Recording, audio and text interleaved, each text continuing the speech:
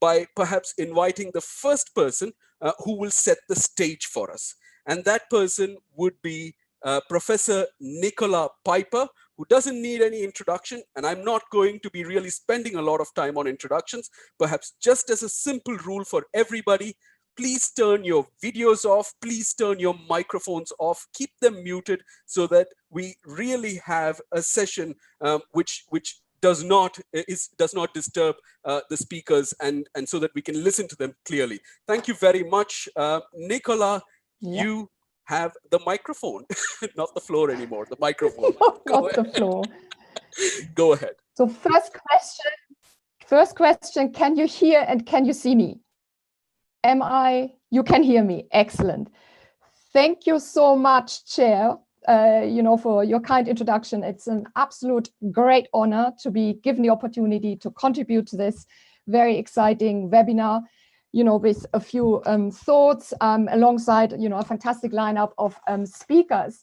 And I'm particularly excited about this particular topic because I've been able to take the observer role in a number of global fora and processes over the last 20 years, including negotiations of, various global instruments and so forth. And also doing this as somebody who always has in mind the reality of specific migration corridors which occur within and across regions.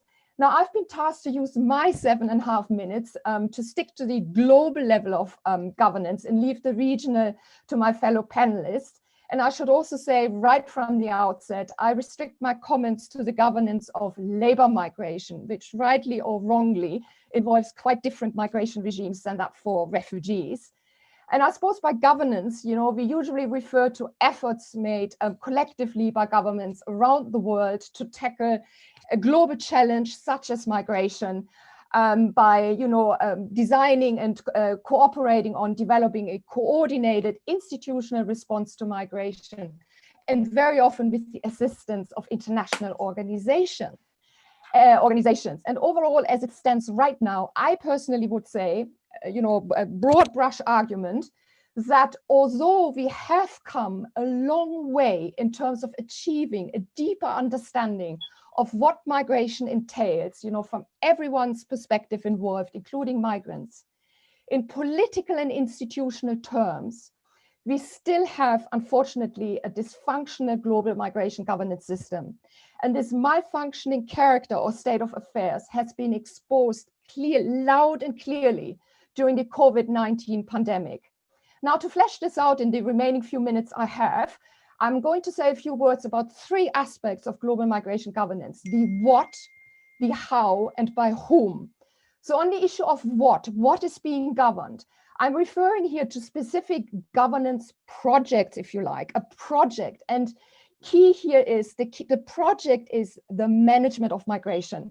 So we really have an economic and securitization approach subsumed under the management of migration discourse, which clearly trumps over the human rights and labor rights-based approach to migration.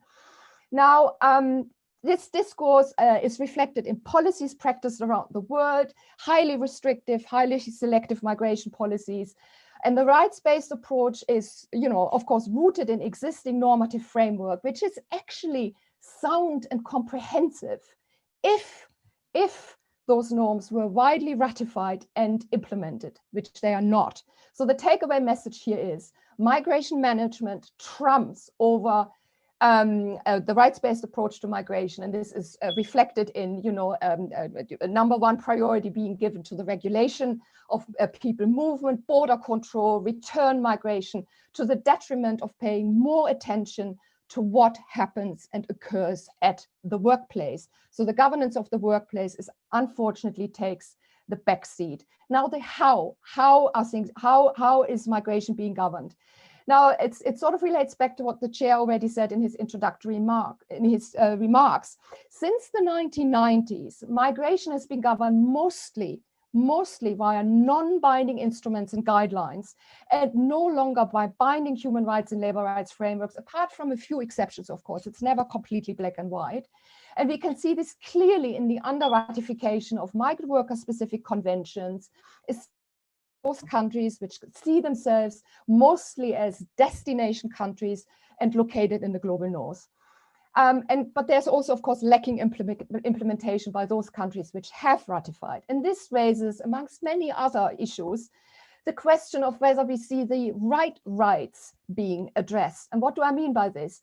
You know, for migrants, there are enormous barriers put in place to, you know, in terms of, for example, the temporary contract migrants to seek justice, to organize themselves politically and so forth.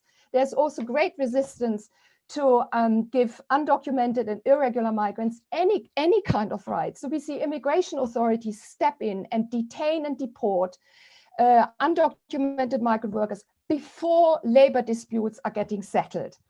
And, you know, I could go into more detail. We leave this for later. The key here is we need a firewall in place. And the Global Compact for Migration, actually in its zero draft, did have such a clause included. But as it so happens, you know, many influential countries in the world were utterly against it, and out it went. The other point I quickly wanted to make is because, you know, many of you work or live or you know, are based in Asia, the preferred mode of governance in Asia is still on, you know, a bilateral basis. So a lot of bilateral labor agreements, they are notoriously difficult to negotiate for countries of origin, and unsurprisingly also rarely contain any clauses on rights. Thirdly, a couple of words on by whom. Who governs? Who are the key institutional actors? Now, in the sphere of global migration governance, we hear a lot about certain, you know, international organizations playing an important role, and some more than others.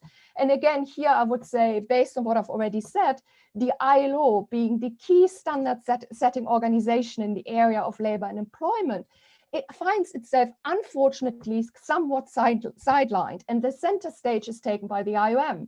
There are many dedicated staff in both organizations, including the IOM, whose hearts are in absolutely the right places. But the point here is the terms, the ethos and manner of operating of both organizations is fundamentally different, as advocacy organizations and unions among you, you know, are fully aware of. But what is even more important, we have to remind ourselves who the key constituents of international organizations are. And these are states. States are behind the origins of such organizations. They design them, they fund them, importantly. And most funding, of course, comes from resource-richer countries. And this is reflected in the dominant direction of migration, global migration governance.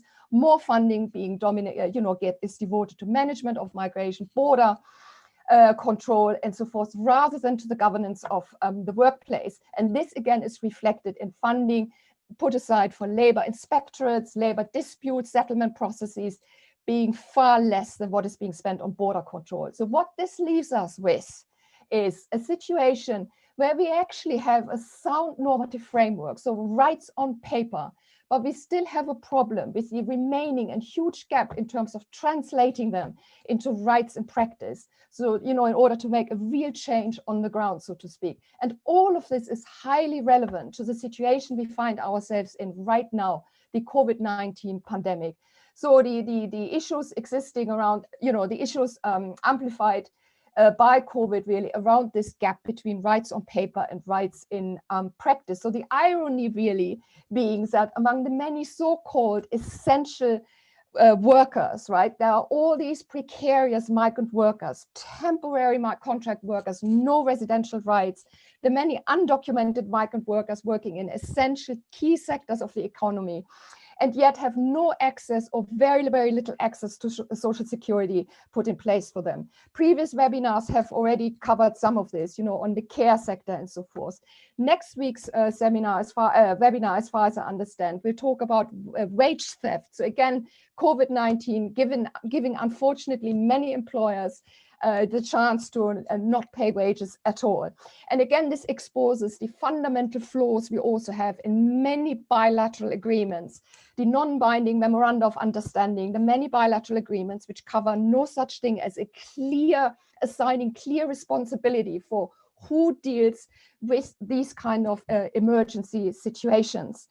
Now, I do know I'm running out of time, and my fellow panelists, luckily, will speak more about the regional perspective on governance. So my clear messages, I think, were, quite clear. They might pick up on some nuances in relation to the regional level, which I'm looking forward to hearing. I guess I stop here and hand over to the next speaker. And I think, at the end, we will have a chance to come back to discuss some more detail and some more specific issues.